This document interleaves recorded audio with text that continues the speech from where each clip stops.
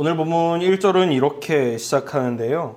아브라함 때 첫 흉년이 들었더니 그 땅에 또 흉년이 들매 이삭이 그랄로 가서 블레셋 왕 아비멜렉에게 이르렀더니 라고 시작합니다. 이삭이 살던 지역에 그때 흉년이 들었고 그랄이란 지역으로 이사를 가게 된 거예요. 그런데 그곳에서 사람들이 이삭과 리브가의 관계에 대해서 묻는 장면이 나오게 되죠. 바로 7절입니다. 그곳 사람들이 그의 아내에 대하여 물으매 라고 기록하고 있어요. 이삭은 그의 아버지 아브라함과 똑같은 방식으로 자기 안에 있는 위기감을 해결을 하려고 하죠. 아내가 아니라 누이라고 이야기하는 겁니다. 그런데 제 의문은요. 이 사람들은 왜 그들이 부부라는 걸 몰랐을까라는 거예요. 왜냐면 생각해 보세요. 만일 제가 저희 아내랑 저희 두 아들이랑 이렇게 같이 걸어 다니는데 사람들이 저한테 와서는 당신은 저 여자랑 무슨 사이냐고 묻는다면 이상하지 않겠어요? 왜냐면 저랑 둘째랑 누가 봐도 똑같이 생겼잖아요.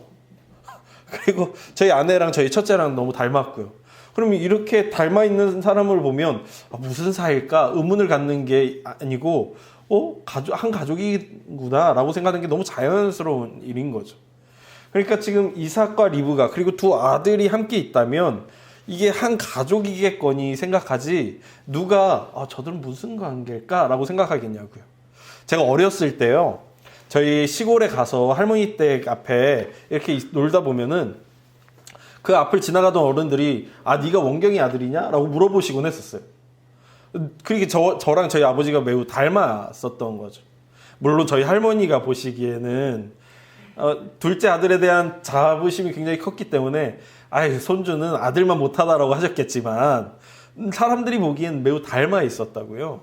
그래서 지나가는 사람들이 제 얼굴만 봐도 쟤는 누구네 집 아들이구나 라고 생각했고 저희 가족들이 있으면 한 가족이라고 생각했었다고요. 그러니까 제가 드는 의문은 그건 거예요. 그럴 사람들은 왜 이 닮아있는 사람들을 보면서도 가족이라고 생각하지 않고 왜 어떤 관계인가에 대해서 의문을 갖는 거지? 라는 생각이 들더라고요.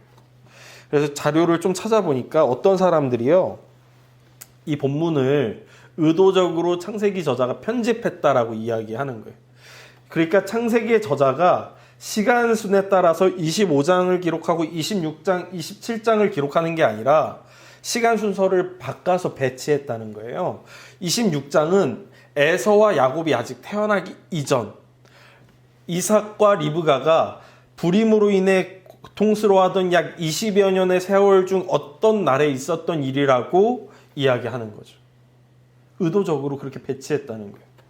그러고 보면 약간 그 주장의 힘을 뒷받침해주는 증거들이 있는데요. 바로 오늘 본문에 에서와 야곱이 등장하지 않는다는 거예요. 오늘 본문 어디서도요. 심지어 엄마 리브가가 사라지는 장면에서도 아버지와 어머니가 그랄 사람들의 괴롭힘으로 자꾸만 이주하는 장면에서도 그리고 아비멜렉이라는 사람이 와서 아버지 이삭과 만나서 협정을 맺는 장면에서도 그 어디서도 에서와 야곱의 흔적이 보이지 않는다는 거죠. 그러면 26장은 시간적으로는 25장보다 앞서 있을 수 있는 것 같아요. 그럼 창세기 저자는 왜 이렇게 배치하고 있을까? 우리는 이 26장 바로 앞의 내용과 그 뒤에 27장의 내용을 좀 생각해 볼 필요가 있어요. 창세기 26장 바로 앞에 무슨 내용이 나오죠? 야곱이 에서를 속여서 장자권을 사들이는 내용이 나와요. 그리고 27장에 무슨 내용이 나오죠? 야곱이 아버지 이삭을 속여서 축복을 받는 장면이 나와요.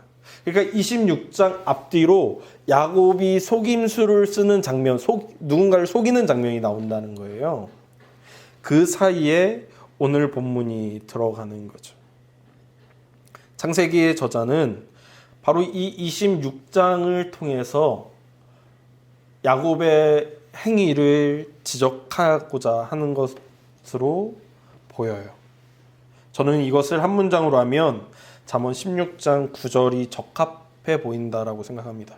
사람이 마음으로 자기의 길을 계획할지라도 그의 걸음을 인도하시는 이는 여호와시다 라는 이 잠언의 격언이 자신의 삶을 그렇게 자신의 손으로 일구려고 하는 야곱의 행동을 향한 바로 26장의 경고처럼 보인다는 거죠.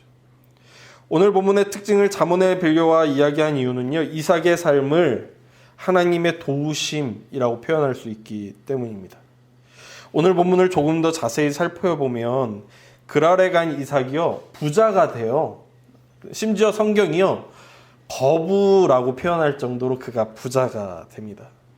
12절에서 14절을 보면 이렇게 표현하는데요.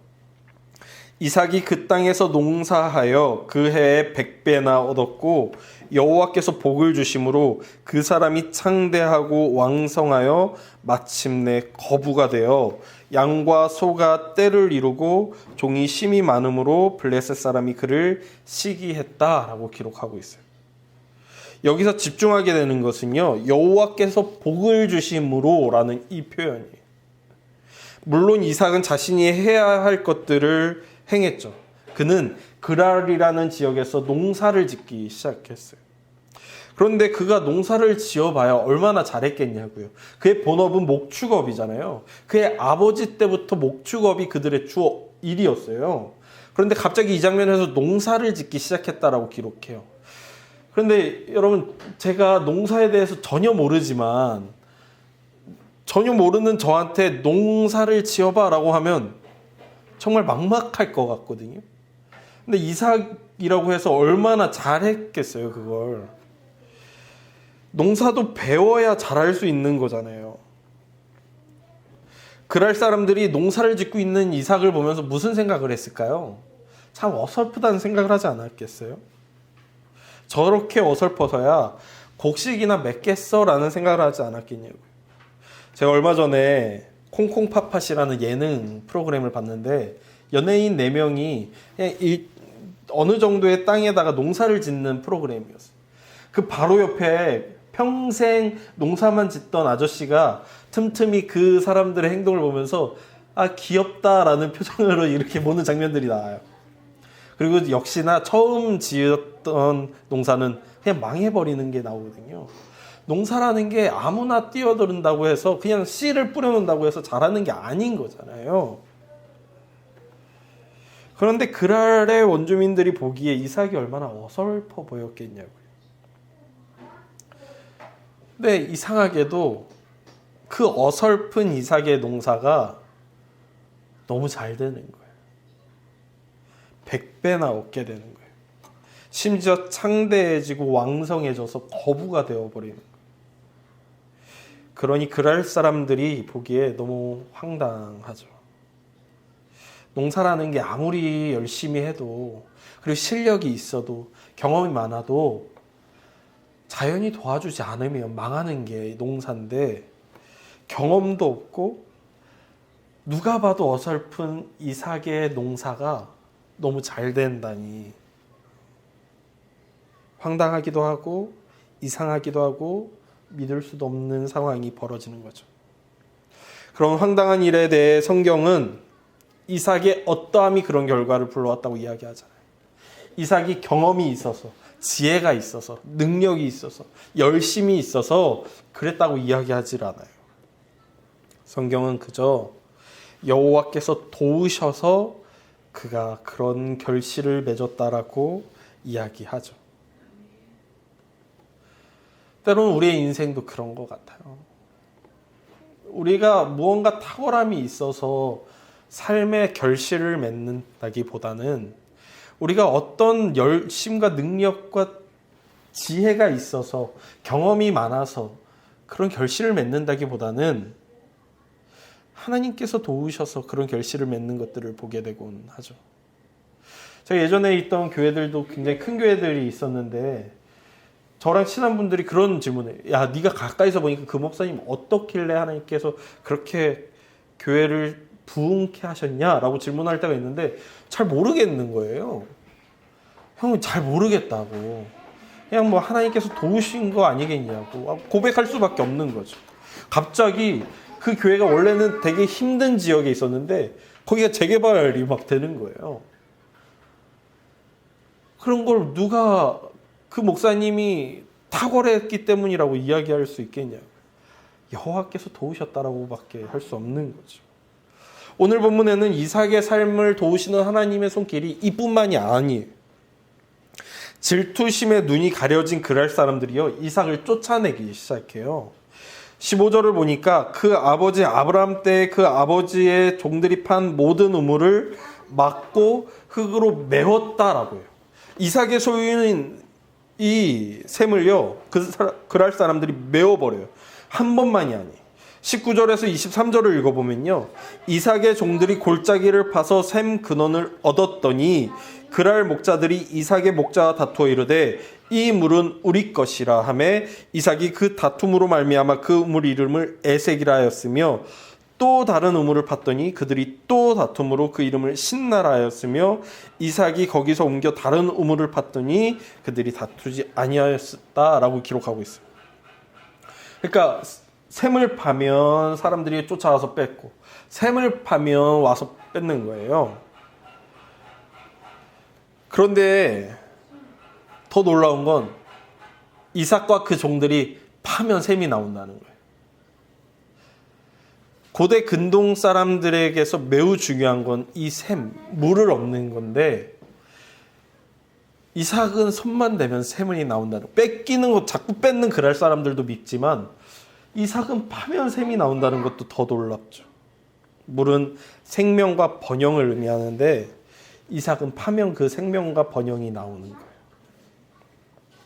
그리고 이삭도 마지막 샘을 파고는 우리가 번성하리라 라며 그 샘을 칭하죠.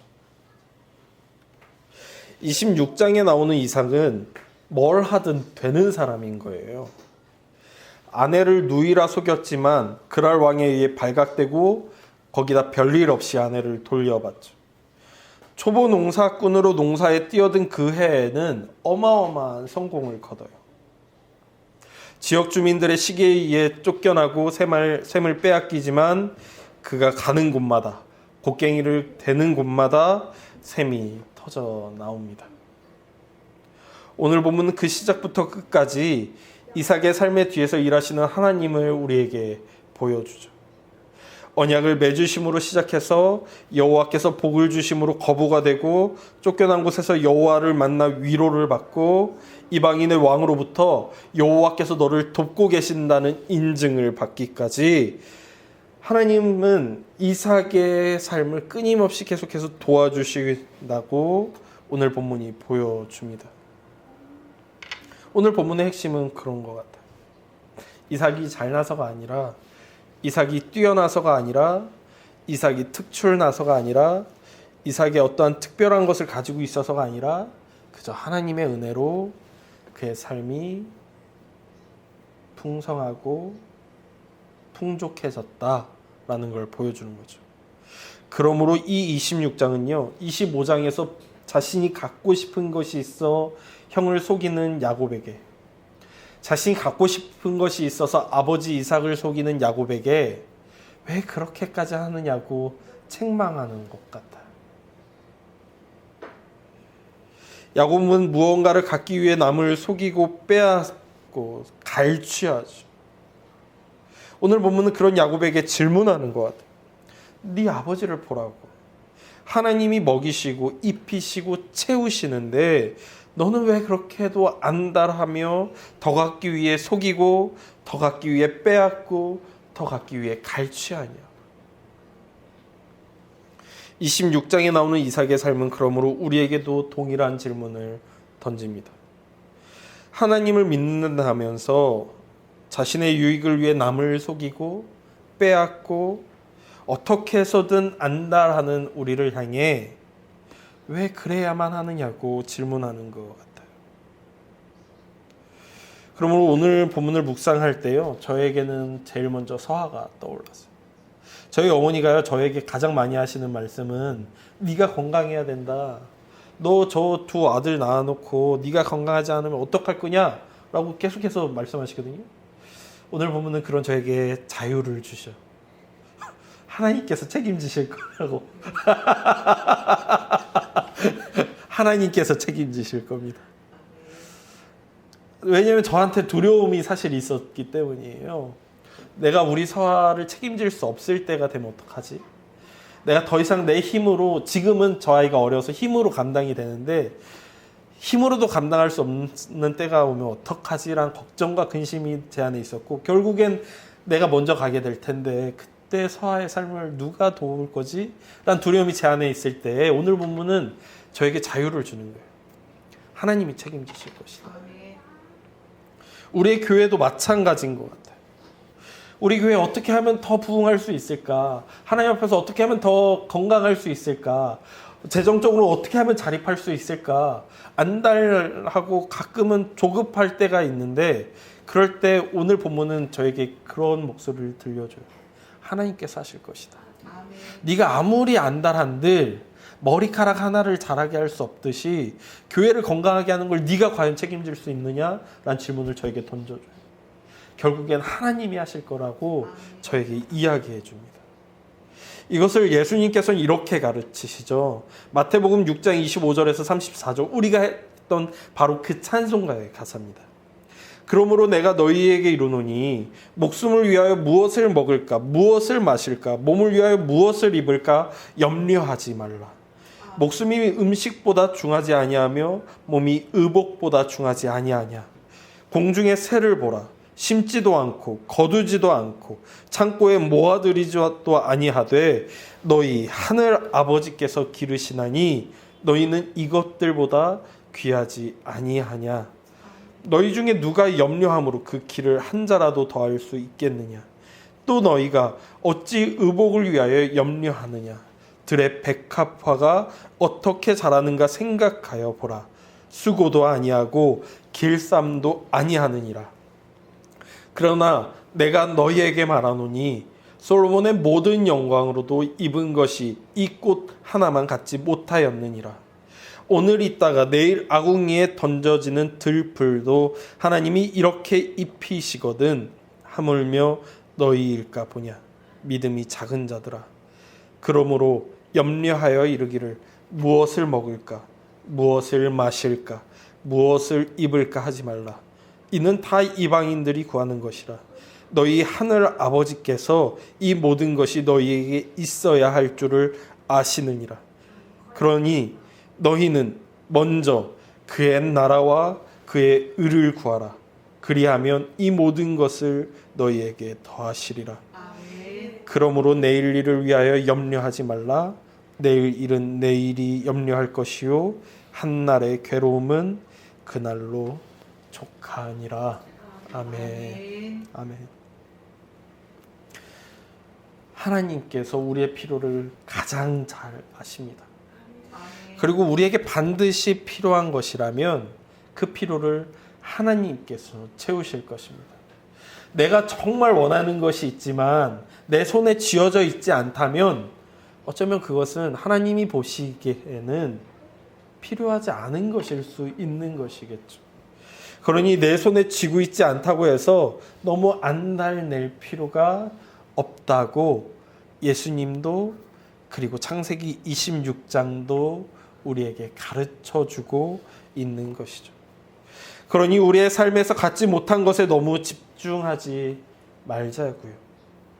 우리에게 필요한 것이라면 좋으신 아버지께서 우리를 채워주실 것을 믿었으면 좋겠습니다. 그러니 우리의 삶을 살아가며 갖지 못한 것을 탐내다 다른 이에게 피해를 주지 말았으면 좋겠습니다.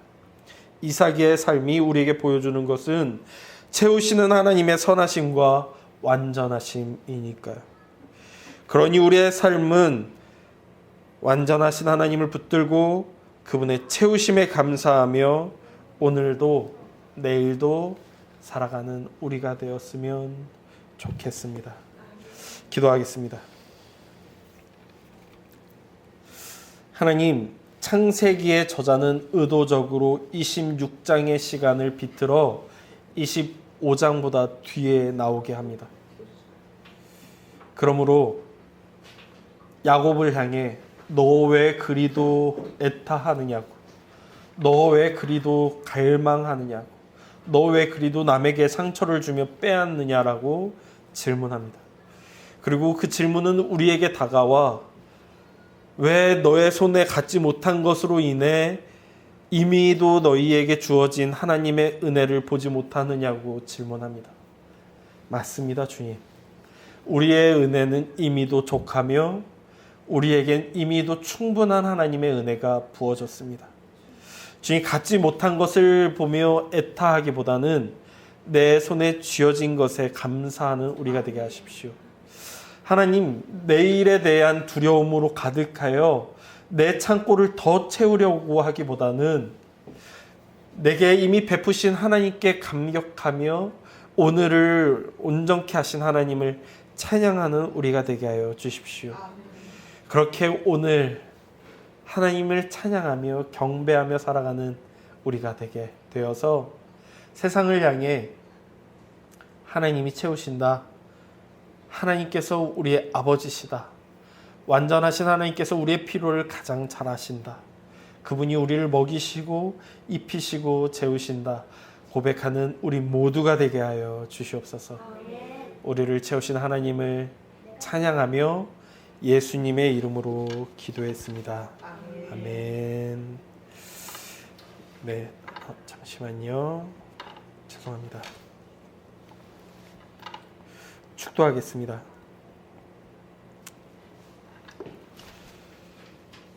여호와는 내게 복을 주시고 너를 지키시기를 원하며 여호와는 그의 얼굴을 내게 비추사 은혜 베푸시기를 원하며 여호와는 그 얼굴을 내게로 향하여 드사 평강 주시기를 원하노라. 아멘.